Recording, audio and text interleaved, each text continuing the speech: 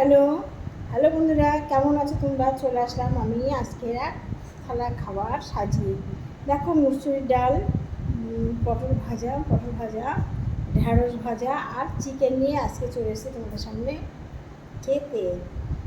চিকেনের ভিতরে আলু দেখেছো? আলু আলু খেতে কি ভালোবাসি, আলু খুব ভালো খাই। তোমাদের খাওয়া দাওয়া নিশ্চয়ই হয়ে গেছে। আজকে আমার খুব দেরি হয়ে গেছে জানো। ইউটিউবে ভিডিও করছিলাম, 12টার সময় লাইভ করলাম ইউটিউবে, তার জন্য রান্না করতে দেরি হয়ে গেলো, রান্না হাফ করে রেখে চলে গেছি। হ্যাঁ বন্ধুরা, আমার চ্যানেল হচ্ছে ফেসবুকে জ্যোতির্ময়ী সরকার, জ্যোতির্ময়ী গল্প আর জ্যোতির্ময়ী নিউ ব্লগ, আর ইউটিউবের চ্যানেল হচ্ছে জ্যোতির্ময়ী ব্লগ আর জ্যোতির্ময়ী গল্প। একটু দেখো, কমেডি, দারুণ দারুণ কমেডি। তোমরা সবাই কী করছো? আমি দেখো ওখানে খেতে চলে আসলাম তোমাদের সামনে, আর বকর বকর করতে চলে এসেছি। প্রতিদিন দেড়টার সময় খেয়ে নিই জানো, আজকে একটু দেরি হয়ে গেছে। আজকে দেরি হয়ে গেল কেন বলো তো? এই যে রান্নাটা করতে দেরি হয়ে গেছে, তারপরে কী হয়েছে শোনো কথাটা। মাংস প্রায় হয়েছে, আলুগুলো দিতে আমি ভুলে গেছি।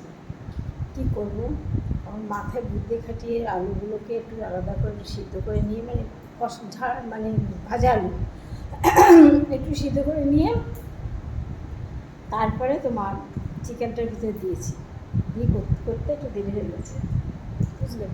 তার ভিতরে ইউটিউবে কমেডি ভিডিওগুলো করলাম, তারপরে কতগুলো রিল বানালাম,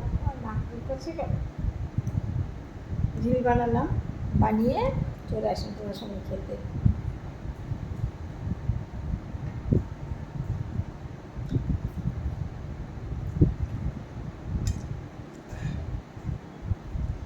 আমি মুসুর ডাল খাই না জানো, তবু আজকে খাচ্ছি কেন বলো তো? তোমাদের দেখানোর জন্য।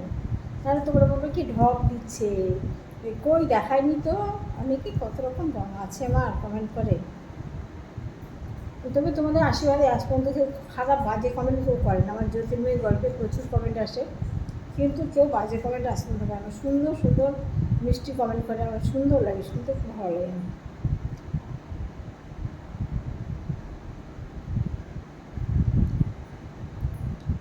তোমাদের খাওয়া দাওয়া হয়ে গেছে? কেন এই যে আসতে চিকেন গজাকে, এরে এটা গজাকে দেবো। গজার মাংস খেতে চাইলে শুধু সলিড মাংস ধুয়ে দিতে হবে, তবে খাবে, এমনি খাবে না।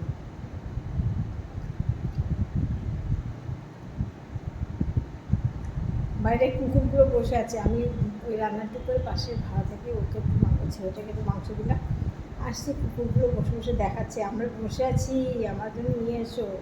আমি ওরা বলে আসলাম দাঁড়া দাঁড়া, আমি আসছি, খেয়ে এসি তোদের জন্য নিয়ে আসবো বলে চলে আসলাম। ওদেরকে না দিলে হয় বলো? ওরাও তো খিদে পায় বলো, ওদেরও প্রাণ আছে। ও এই সঙ্গে আমার ছানা জিলিপি আছে, তোমরা দেখায়নি।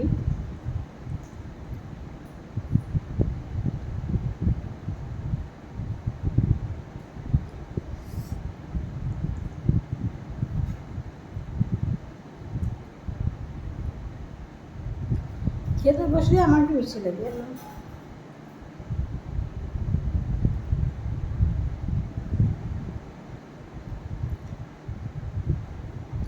পটলের দানা খাই না, পটলের দানা বেছে ফেলছি, কোনো কিছু দানা আমি খাই না।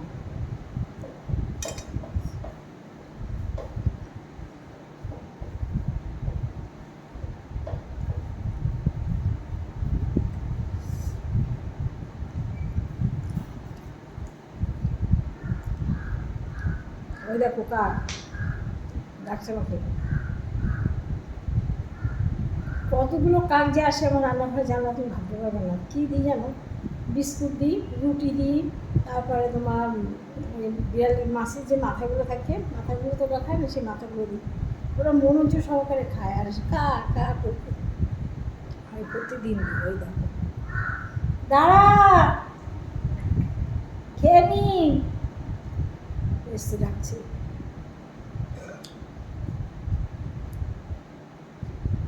আগে ছোটো ছোটো পাখি আসছে, দুটো ভাত নিই না, দুটো ভাত না কেন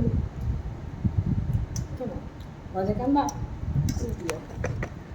আগে জানো ছোটো ছোটো পাখি আসতে প্রচুর, সকালবেলা বিস্কুট দিতাম, কিন্তু আমার বিড়ালের ভাই ওগুলো এখন আসে না, ধরতে বলা যায় না, যদি বাইসে ধরে ফেলে, ওই জন্য ওদেরকে আমি এখন আর খেতে দিই না। আমি আদর করে খেতে দেবো, কেউ পেরে যদি ধরে ফেলে, এরাও তো শিকার করে। আমার বাড়িতে একটা তেলাপোকা, একটা টিকটিকি, একটা পোষা কিচ্ছু নেই। টিকটিকিগুলো ওপরে ঘুরে বেড়ায়, নিচে নামে না, বুঝেছো? এরা সব শিকার করে,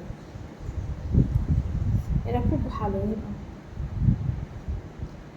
কথায় বলে জীবে দয়া করে যেই জন সেই জন সে বুঝি ঈশ্বর। আমি ঈশ্বরকে দেখতে পাই না, ঈশ্বর আছে এটা আমি অনুভব করি, জানি, কিন্তু তাকে সেবা করতে পারি না। আমি জীবকে খেতে দিই, জীব হচ্ছেন কী বলতো, তাদের ভিতর দিয়ে আমি ঈশ্বরকে পাবো কি পাবো না সেইভাবে ভাবি না, ভাবি ওকে দুটো খেতে দিলে আমার মনটা শান্তি হয়, যার জন্য ওদের দুটো খেতে দিই।